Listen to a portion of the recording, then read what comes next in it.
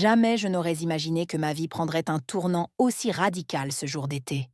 Moi, Élise, une femme de 35 ans, heureuse en ménage avec Thomas depuis 10 ans, je menais une vie tranquille et prévisible dans notre belle maison de la banlieue parisienne. Thomas était un directeur marketing prospère, toujours occupé par des projets et des voyages d'affaires. Je travaillais à domicile en tant que graphiste indépendante et j'appréciais la flexibilité qui me permettait de garder ma maison en ordre et de m'adonner à mes hobbies. Ce jour fatidique, j'étais en train de préparer le dîner lorsqu'un court-circuit dans la cuisine a déclenché un petit incendie. J'ai paniqué, mais j'ai réussi à appeler les pompiers avant que les flammes ne se propagent.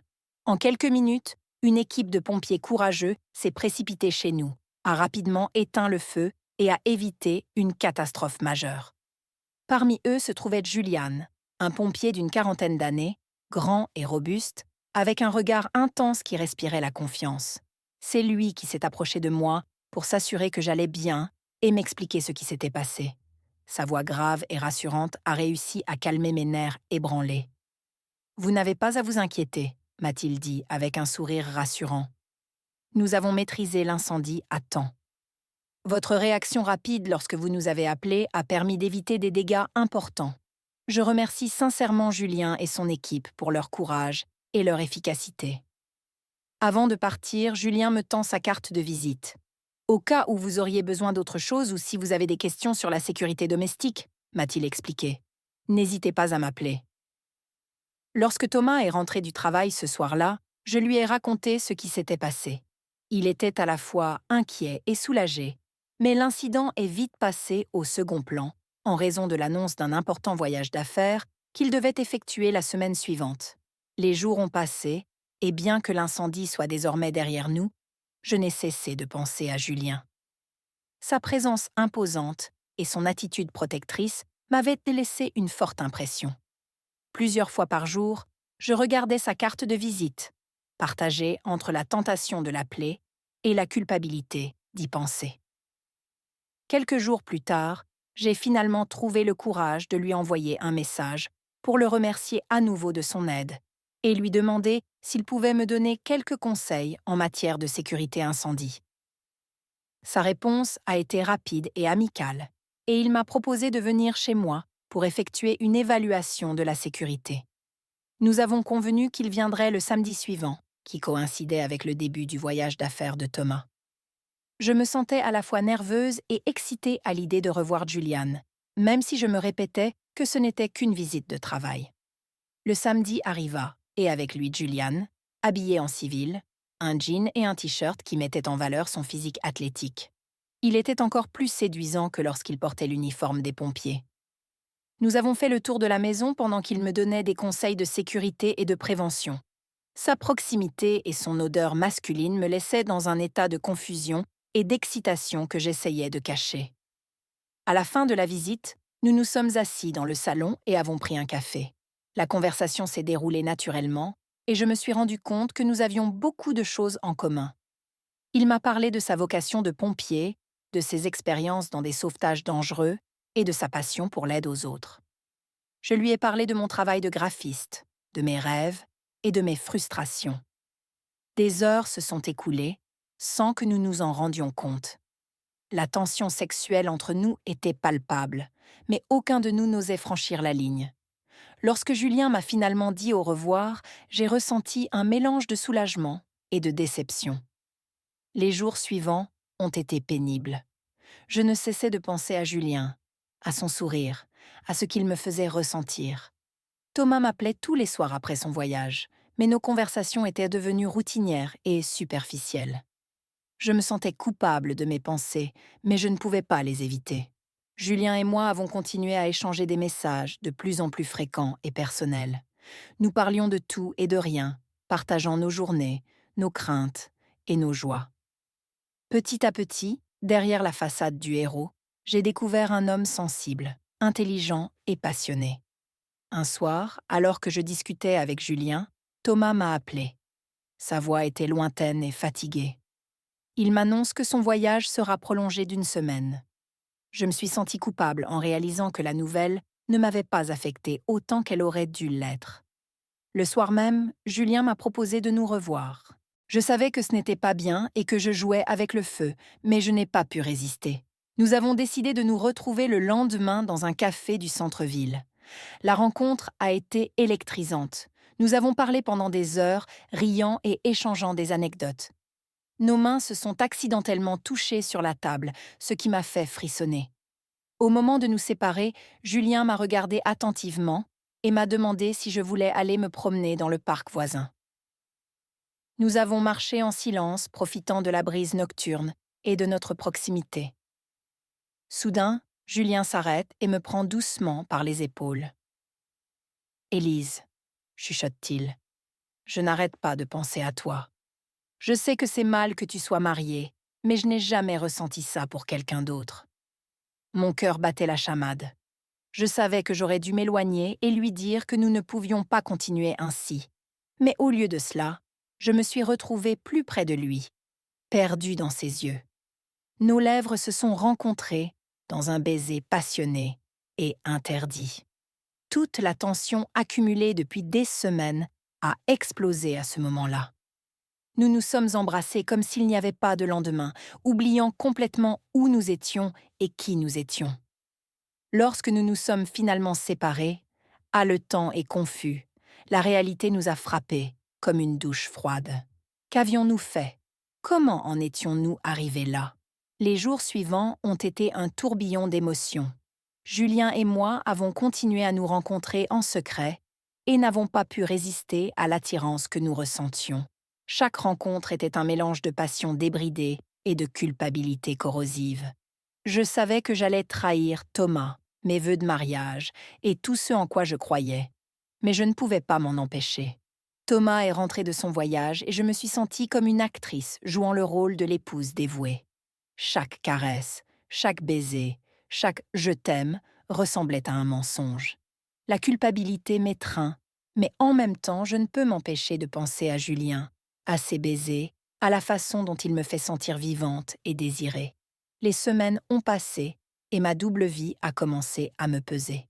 Je suis devenue irritable et distante envers Thomas et j'ai trouvé des excuses pour éviter l'intimité. Mes rencontres avec Julien étaient passionnées, mais caractérisées par une anxiété croissante. Combien de temps pourrions-nous maintenir cette mascarade? Un jour, alors que je travaillais sur un projet à la maison, j'ai reçu un appel téléphonique de Julien. Sa voix est tendue et inquiète. « Élise, il faut qu'on parle, » me dit-il. « C'est important. » « On peut se voir cet après-midi ?» Nous avons convenu de nous retrouver dans notre café préféré. Toute la journée, j'ai imaginé ce qui pouvait être si urgent. Avait-il décidé de mettre fin à notre relation ou peut-être voulait-il que je quitte Thomas pour lui? Quand je suis arrivée au café, Julien était déjà là et avait une expression sérieuse qui m'a glacé le sang. Nous nous sommes assis et, après un silence gênant, il a commencé à parler. « Élise, ce que j'ai à te dire n'est pas facile, » dit-il en évitant mon regard. « Cela fait des semaines que j'y pense, mais je ne peux pas continuer à te mentir ou à me mentir à moi-même. » Mon cœur s'accélère. Qu'est-ce qui aurait pu être si grave? La vérité, poursuit Julien en prenant une grande inspiration, c'est que je ne suis pas pompier. Je ne l'ai jamais été. Ces mots m'ont frappé comme un coup de poing dans l'estomac. Qu'avait-il dit? Qu'est-ce que cela signifiait? Il n'était pas pompier? De quoi tu parles, Juliane? J'avais du mal à articuler. Ma voix n'était qu'un murmure. Juliane finit par lever les yeux, l'expression pleine de honte et de remords. Mon vrai nom est Alexandre, avoua-t-il. Je suis un escroc professionnel. Je séduis des femmes mariées et je les fais chanter. Le monde autour de moi s'est arrêté. Je n'arrivais pas à croire ce que j'entendais. Chaque instant, chaque mot, chaque caresse, tout n'était que mensonge. Alexandre, ou quel que soit son vrai nom, a poursuivi sa confession. Il explique comment il a tout orchestré, des faux incendies aux rencontres fortuites. Il avait une équipe pour l'aider à créer ces intrigues élaborées, toujours à l'affût de femmes vulnérables comme moi. Mais avec toi, c'était différent, a-t-il dit, la voix brisée. Je suis vraiment tombé amoureux de toi, Élise. C'est pourquoi je ne peux pas continuer. Je ne peux pas te faire de mal. » Des larmes ont coulé sur mes joues lorsque j'ai réalisé l'ampleur de la trahison. Non seulement j'avais trahi mon mari, mais j'avais aussi été trahie par moi-même de la manière la plus cruelle qui soit. « Pourquoi me dis-tu cela maintenant ?» réussis-je à dire entre deux sanglots. Alexandre baisse les yeux. « Parce que j'ai réalisé que je t'aimais vraiment et parce que ton mari Thomas a découvert notre existence. » Mon sang se glaça. Qu'est-ce qu'il y a? Comment Thomas nous a vus ensemble la semaine dernière? Il m'a contacté et m'a proposé de l'argent pour sortir de ta vie. Mais je n'ai pas pu le faire. Je ne pouvais pas continuer à te mentir. Un tourbillon d'émotions se bousculait dans ma tête. Trahison, douleur, honte, colère, le tout mélangé dans un cocktail toxique qui menaçait de m'étouffer. Je sais que je n'ai pas le droit de te demander quoi que ce soit, continua Alexander, mais je veux que tu saches que mes sentiments pour toi sont réels. Je suis prêt à tout abandonner et à changer si tu me donnes une chance. Je le regarde avec incrédulité. Comment pouvait-il me demander une telle chose après tout ce qu'il avait fait? Une chance? Répétai-je, la voix pleine d'amertume. Comment puis-je te faire confiance après tout cela? Comment puis-je faire confiance à qui que ce soit? Je me suis levée brusquement car je ne pouvais plus l'écouter. J'ai quitté le café sans me retourner, ignorant ses appels désespérés. J'ai marché sans but dans la ville, en essayant de digérer tout ce qui s'était passé. Ma vie, qui jusqu'à quelques semaines auparavant semblait parfaite, s'était complètement effondrée. J'avais trahi Thomas, l'homme qui m'aimait et me faisait confiance à cause d'un mensonge élaboré. Lorsque je suis enfin rentrée chez moi, Thomas m'attendait. Son visage reflétait une douleur et une résignation qui m'ont brisé le cœur. « Je sais tout, Élise, » dit-il simplement. J'ai fondu en larmes, ne pouvant plus retenir le poids de ce que j'avais fait. Je lui ai tout raconté, du début à la fin, y compris les aveux d'Alexandre. Thomas écoutait en silence. Son expression était indéchiffrable. Lorsque j'eus terminé, j'attendis sa réaction. Allait-il crier après moi, après? À ma grande surprise, Thomas a tendu la main et m'a prise dans ses bras. « Je t'aime, Élise, » me dit-il doucement, « et je sais que tu as fait une erreur, mais je sais aussi que cet homme t'a manipulée. Je ne sais pas si nous allons nous en sortir, mais je suis prêt à essayer si tu le veux bien, » a-t-il dit. Ces mots m'ont laissé sans voix. Comment pouvait-il être aussi compréhensif après tout ce que j'avais vécu? Mais je devais prendre une décision, et je savais que ce ne serait pas facile, mais je savais aussi que je ne pouvais plus hésiter. Alexander a continué à essayer de me contacter, à m'envoyer des messages et des courriels, à me demander des explications. Une partie de moi voulait l'écouter, croire qu'il pouvait changer, que ce que nous avions vécu était réel. Mais une autre partie, la partie rationnelle, savait que je ne pouvais pas lui faire confiance. Thomas, quant à lui, m'a donné l'espace dont j'avais besoin. Il ne m'a pas mis la pression et ne m'a pas jugé. Il était simplement présent et me rappelait par de petits gestes pourquoi je l'avais épousé. Après des semaines de réflexion et de larmes, j'ai pris une décision. Je ne pouvais pas nier que mes sentiments pour Alexandre, ou quel que soit son vrai nom, avaient été intenses et passionnés. Mais je savais aussi qu'ils avaient été construits sur des mensonges et des manipulations. Thomas, lui, m'avait témoigné un amour inconditionnel et mature, un amour qui avait survécu à la pire des trahisons. N'était-ce pas plus précieux que n'importe quelle aventure passionnée? Le cœur lourd, je me suis assise avec Thomas et lui ai dit que je voulais essayer de sauver notre mariage. Nous savions que ce ne serait pas facile. Il faudrait beaucoup de temps pour rétablir la confiance, et il y aurait des moments difficiles, mais nous étions prêts à essayer et à nous battre pour ce que nous avions construit ensemble pendant tant d'années. Nous avons entamé une thérapie de couple, réglé nos problèmes et appris à communiquer plus efficacement. Ce fut un processus douloureux et parfois frustrant, mais peu à peu, nous avons commencé à nous rapprocher. Pendant cette période, j'ai dû affronter mes démons. La culpabilité et la honte me tourmentaient, et j'avais du mal à me pardonner. J'ai commencé à voir un thérapeute individuel, à travailler sur mon estime de soi et à essayer de comprendre pourquoi j'avais été si vulnérable à la manipulation d'Alexander. Alexander a continué à essayer de me contacter pendant un certain temps. Un jour, j'ai trouvé le courage de lui répondre et de clore ce chapitre de ma vie une fois pour toutes. Nous nous sommes rencontrés dans un parc, un endroit neutre et sûr. Alexandre avait l'air hagard et anxieux, très différent de l'homme confiant et charismatique que j'avais connu. « Élise, merci d'être venue, dit-il d'une voix tremblante. Je sais que je ne mérite pas votre temps, mais il fallait que je vous revoie. Je l'ai regardé et j'ai ressenti un mélange de pitié et de ressentiment. Dis ce que tu as à dire, Alexandre. Je t'écoute. Ce que j'ai fait est indéfendable. Tu as joué avec mes sentiments, avec mon mariage, avec toute ma vie. Je ne peux pas te pardonner, du moins pas maintenant. Je comprends, dit-il en baissant les yeux. Je veux juste que tu saches que je vais changer. Je vais quitter cette vie et chercher de l'aide. Vous m'avez incité à devenir une meilleure personne. Je suis heureux pour toi, répondis-je sincèrement, mais je ne peux pas faire partie de ta vie. J'espère que tu trouveras la paix et la rédemption que tu cherches, mais ce sera sans moi. Je me suis levé, prêt à partir, mais avant cela, j'avais encore une chose à dire. Alexandre, merci. Il me regarda, surpris. Merci? De quoi s'agit-il? Parce que, malgré la douleur et les dégâts que tu as causés, tu m'as montré ce qui valait vraiment la peine dans ma vie. Tu m'as fait apprécier l'amour vrai et mûr que j'ai pour Thomas. D'une certaine manière, tu m'as aidé à sauver mon mariage. Sur ces mots, j'ai tourné les talons et je me suis éloignée, sentant un poids énorme se détacher de mes épaules. Je savais qu'il me restait un long chemin à parcourir, mais pour la première fois depuis des mois, j'avais confiance en l'avenir. Les mois suivants ont été consacrés à la reconstruction et à la redécouverte. Thomas et moi avons beaucoup travaillé sur notre relation et avons réappris à nous faire confiance, à mieux communiquer et à nous apprécier l'un l'autre.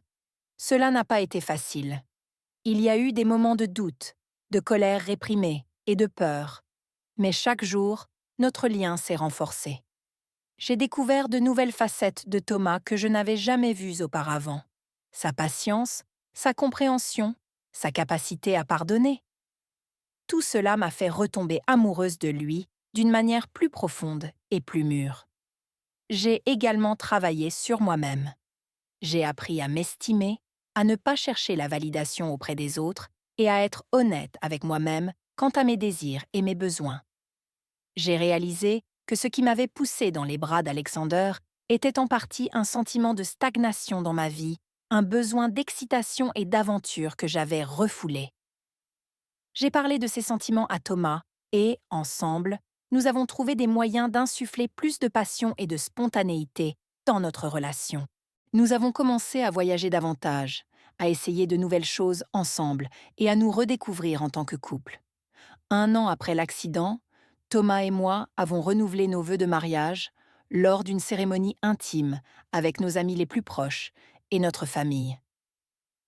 Ce fut un moment émouvant et cathartique, une façon de clore le chapitre sombre de notre vie et d'en entamer un nouveau. Pendant mes vœux, j'ai regardé Thomas dans les yeux et je lui ai dit « Je te choisis, Thomas, non pas par obligation, non pas par commodité, mais parce que je t'aime. Je te choisis avec tes défauts et tes vertus, comme tu m'as choisi. Je promets de t'être fidèle non seulement de corps, mais aussi d'esprit et d'âme. Je promets de chérir chaque jour l'amour mûr et véritable que nous avons construit ensemble. » Thomas lui répond, les larmes aux yeux. « Élise, je te choisis, dans les bons comme dans les mauvais moments, dans la joie comme dans la peine. Je te choisis en sachant que nous ne sommes pas parfaits, mais qu'ensemble nous sommes meilleurs. Je promets de t'aimer, de te respecter et de te soutenir chaque jour de notre vie. » Cette nuit-là, alors que Thomas dormait à mes côtés, j'ai repensé au chemin que nous avions parcouru. Trahison, douleur, rédemption. Tout nous avait conduits jusqu'ici. J'ai compris que le véritable amour n'est pas seulement une question de passion et de feu d'artifice, mais aussi d'engagement, de travail acharné et de décisions quotidiennes. J'ai pensé à Alexandre et je me suis demandé ce qu'il était devenu. J'espérais ardemment qu'il avait trouvé la force de changer de vie et de rechercher le véritable amour au lieu des mensonges et de la manipulation auxquels il était habitué. Quant à moi, j'avais appris une précieuse leçon. L'excitation et la passion sont importantes dans une relation, mais elles ne suffisent pas. Le véritable amour qui dure se construit sur la confiance, le respect mutuel et un engagement constant à grandir ensemble. Alors que je m'endormais, blottie contre Thomas, j'ai ressenti une profonde gratitude pour la seconde chance que nous nous étions donnée, pour les leçons que nous avions apprises et pour l'amour que nous avions redécouvert. Je savais que notre chemin ne serait pas toujours facile, qu'il y aurait des défis et des obstacles, mais je savais aussi que quoi qu'il arrive, nous le surmonterions ensemble. Je me suis donc endormie d'un sommeil paisible, le cœur plein d'amour et d'espoir, prête à affronter l'avenir, quel qu'il soit. Car je savais maintenant avec une certitude absolue que j'avais fait le bon choix. J'avais choisi le véritable amour.